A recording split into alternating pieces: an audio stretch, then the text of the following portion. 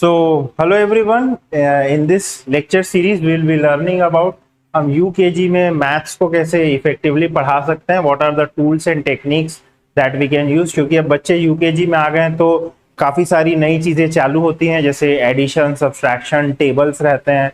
तो ये सारी चीज़ें जो हैं इवन ऑड, इनको टीचर्स अच्छे से कैसे पढ़ा सकते हैं. So all those things will be looking at through this series of lectures. Okay, so let us start.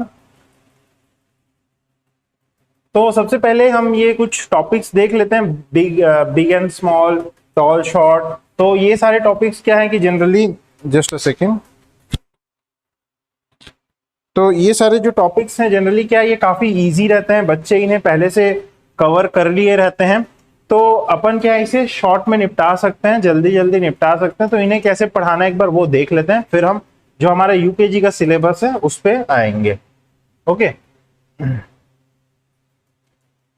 तो जैसे मैंने बोला कि पहले से ही उन्हें ये चीजें पता होती हैं, तो ज्यादा आपको डिटेल में नहीं बताने की जरूरत है. You can teach this topics to let off steam. तो ये टॉपिक्स हम कब रिकमेंड करते हैं टीचर्स को पढ़ाने के लिए, कि जैसे मान लीजिए आपने मल्टीप्लीकेशन या टेबल्स खत्म की या एडिशन आज खत्म किया, तब क्या है, बच्चों को थोड़ा टाइम चाहिए समझने के लिए, आपको एक दो क्लास और रिवाइज कराना है. तो उस बीच में क्या है कि आप बिग एंड स्मॉल पढ़ा दिए एक छोटा टॉपिक लेके, ठीक है. सब्सट्रैक्शन आपका खत्म हुआ तो आप क्या किए कि लॉन्ग एंड शॉर्ट पढ़ा लिए. तो ये टॉपिक्स को आप ऐसे कर सकते हो कि बीच बीच में ना ऐसे प्लान कर सकते हो कि कोई बड़ा टॉपिक हुआ तो अब मैं ये छोटा टॉपिक जो है पढ़ा सकता हूँ या पढ़ा सकती हूँ. तो इस तरीके से आप कर सकते हो, और हर क्लास के एंड में थोड़ा थोड़ा आप इसको रिवाइज करा सकते हो. This is big big big, this is small small small, this is big big big, this is small small small. तो छोटा छोटा रिवीजन बीच बीच में आप करा सकते हैं. और इसे पढ़ाना तब है जब आपको कोई दो टॉपिक के बीच में लग रहा है कि बच्चे अभी बहुत हैवी हो गए, थोड़ा सा उनको टाइम चाहिए. तो इस तरीके से आप इन टॉपिक्स को पढ़ा सकते हो टू लेट ऑफ स्टीम. ठीक, आप एक बार पढ़ा दिया, और हर बार क्या है कि हर क्लास में 5 मिनट या कभी खाली टाइम मिलता है तब आप इन टॉपिक्स को रिपीट कर सकते हो. That is the best technique to teach this actually. Alright, तो होमवर्क फॉर दिस टॉपिक, जब भी आप इनका होमवर्क दे तो या तो इमेज दें या तो पिक्चर्स और फिगर्स को ड्रॉ करके दें नोटबुक में. बिना इमेज के कभी भी इनका होमवर्क नहीं दें इन टॉपिक्स का. गिव पेरेंट्स मोर रिस्पॉन्सिबिलिटी, क्योंकि ये सारे टॉपिक्स क्या इजी रहते हैं तो आप इनको पेरेंट्स पे थोप सकते हैं. थोड़ा सा आप पढ़ा दिए, बाकी पूरा होमवर्क दे दीजिए. ये सारे टॉपिक्स ऐसे बच्चे पढ़ चुके हैं और इजी है, पेरेंट्स भी उन्हें पढ़ा लेंगे बहुत आसानी से.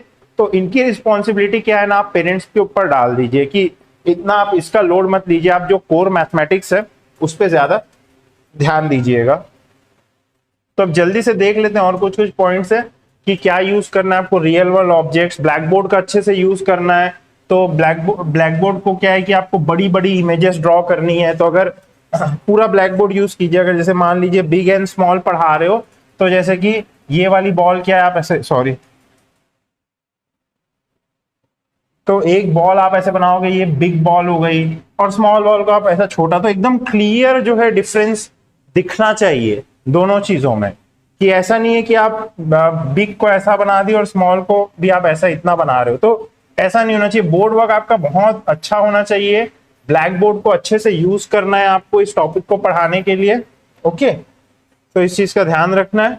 रियल वर्ल्ड ऑब्जेक्ट्स आप यूज कर सकते हो. आपके क्लास में जो भी ऑब्जेक्ट्स हैं या आसपास जो भी ऑब्जेक्ट्स हैं उनको आप ला सकते हो. जैसे एक टीचर और एक बच्चे को खड़ा कर दिया, तो टीचर कैसा है बिग, बच्चा कैसा है स्मॉल, ये सारी चीजें रहती है. तो आप इनसे एक बार पूछ सकते हो कि इनमें से क्या क्या उनको पता है, क्या क्या वो नर्सरी एलकेजी में पढ़ के आ चुके हैं. तो आपको एक आइडिया पता चल जाएगा. आप वर्ड्स का मीनिंग जरूर बताएं इन टॉपिक्स को जब पढ़ाते हो. बिग यानी बड़ा, तो बिग बिग बिग और एक्शंस के साथ पढ़ाएं.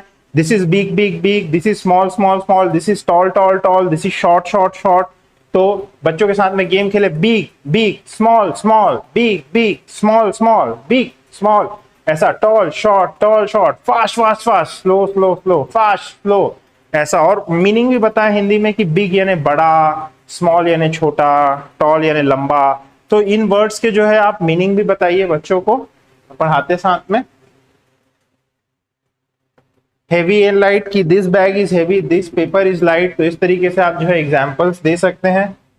तो इस टॉपिक को मैं जल्दी खत्म कर रहा हूँ. Give other objects and ask if this is heavy और लाइट, ऐसे आप कर सकते हैं बच्चों को ऑब्जेक्ट्स देके। तो बुक वगैरह, बुक में जो इमेजेस है उनको अच्छे से यूज करें। जैसे ये जो बुक है, आप अच्छे से इमेजेस देखिए, ये हैवी है, ये काफी लाइट है, ये फ्लावर जो है लाइट है, ये काफी हैवी है रॉक, ठीक है, ये लाइट है, लॉग जो है हैवी है, लकड़ी का गट्ठा।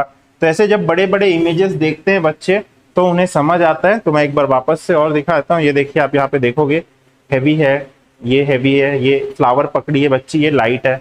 तो इस तरीके से कुछ रहता है। तो बुक्स को भी यूज करें, अच्छे से इमेजेस बनी रहती है उनमें। एक्टिविटीज दे सकते हो कि कलर द हैवी ऑब्जेक्ट, टिक कर दीजिए हैवी ऑब्जेक्ट पे, ये सारी एक्टिविटीज बच्चों को अलाउ कीजिए टच एंड लिफ्ट करने के लिए, कोई दिक्कत नहीं है। Show both the objects at the same time, ठीक है। अगर आपको बिग पढ़ाना है तो आप स्मॉल दिखाए बिना बिग नहीं पढ़ा सकते, टॉल दिखाए बिना शॉर्ट नहीं पढ़ा सकते, तो दोनों ऑब्जेक्ट्स आपको दिखाने हैं at the same time. This is again very necessary. Do board work properly, वैसे मैंने बोला कि अच्छा बड़ा और छोटा बनाइए बोर्ड में, ऐसे नहीं। You can repeat this topics daily for 5 minute, कोई दिक्कत नहीं है, आप 5 मिनट के लिए डेली जो है रिपीट कर सकते हो। ये कौन कौन सी जो एक्टिविटीज हैं जो आपको करानी रहेंगी, तो आप कुछ एग्जाम्पल्स हैं, आप पॉज करके एक बार देख सकते हैं कि कौन से टॉपिक में आप कौन सी एक्टिविटी जो है वो करा सकते हैं। और भी एक्टिविटीज हैं, ये तो बस एक हमने एग्जाम्पल दे के रखा हुआ है।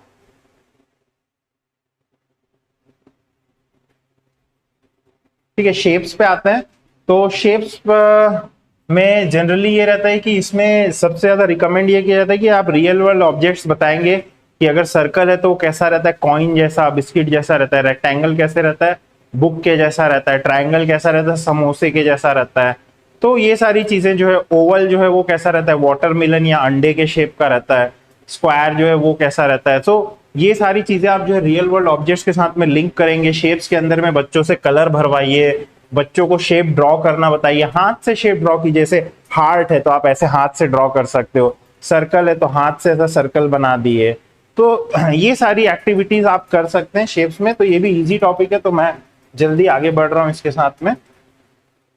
Real objects, board, knob, shape वाले ऐसे नॉब्स भी आते हैं। तो मेरे पास में यहाँ पे ऐसा नॉब तो नहीं है शेप वाला, तो मैं ये एबीसीडी वाला नॉब ही दिखा रहा हूँ, बट आपको शेप वाला नॉब भी मिलेगा मार्केट में। तो ऐसे शेप्स रहते हैं उसमें, सर्कल, स्क्वायर, रेक्टेंगल, ट्रायंगल। तो वो वाला नॉब जो है आप यूज कर सकते हैं बच्चों को पढ़ाने के लिए, और उससे बोल सकते हैं कि नॉब में से स्क्वायर निकालो, नॉब में से रेक्टेंगल निकालो। इस तरीके से आप जो है बच्चों को पढ़ा सकते हो, ठीक है। सो शेप्स का मतलब क्या होता है, आकार, ये आपको बताना है बच्चों को। अगर आप हिंदी हार्टलैंड में पढ़ा रहे हो, शेप्स यानी आकार, तो ये कौन से आकार का है, ये सर्कल है। इस तरीके से आप पढ़ा सकते हो। तो रियल वर्ल्ड ऑब्जेक्ट्स कौन सा किसके जैसा दिखता है, हार्ट स्ट्रॉबेरी जैसा दिखता है, स्क्वायर जो है कैरम बोर्ड जैसा दिखता है। सो इस तरीके से आप रिलेट कर सकते हैं, ठीक। Can teach children about uniqueness of each shape. जैसे सर्कल में एक भी जो है साइड्स नहीं होते हैं, एक भी जो है कॉर्नर्स नहीं होते हैं, क्योंकि बच्चे यूकेजी में आ गए तो ये थोड़ा समझ सकते हैं वो। तो इस तरीके से आप बता सकते हो कि कॉर्नर नहीं होते हैं, साइड्स नहीं होते हैं, ये जो चीजें आप बता सकते हो बच्चों को, ठीक। गिव वेरी इंट्रोडक्टरी नॉलेज, ज्यादा डिटेल में नहीं जाना है। Can make same shapes with hand, ये बता चुका हूँ। हार्ट, आप बच्चों को जो है अपने नोटबुक में या ब्लैक बोर्ड में आगे आके जो है शेप ड्रॉ करने के लिए भी बोल सकते हैं। Can ask to colour the shape match the same shape, ठीक है, कि आप इधर भी रेक्टेंगल बना दिए। जैसे आप एग्जाम में अपन जो है वो देते हैं बच्चों को कि इधर भी रेक्टेंगल बना हुआ है, सॉरी, इधर भी रेक्टेंगल बना हुआ है और इधर भी रेक्टेंगल बना हुआ है, यहाँ पे गोला है, सर्कल, यहाँ पे सर्कल है, ये ट्रायंगल है। तो शेप को शेप से मैच करो, इस तरीके का आप जो है एग्जाम में दे सकते हो बच्चों को।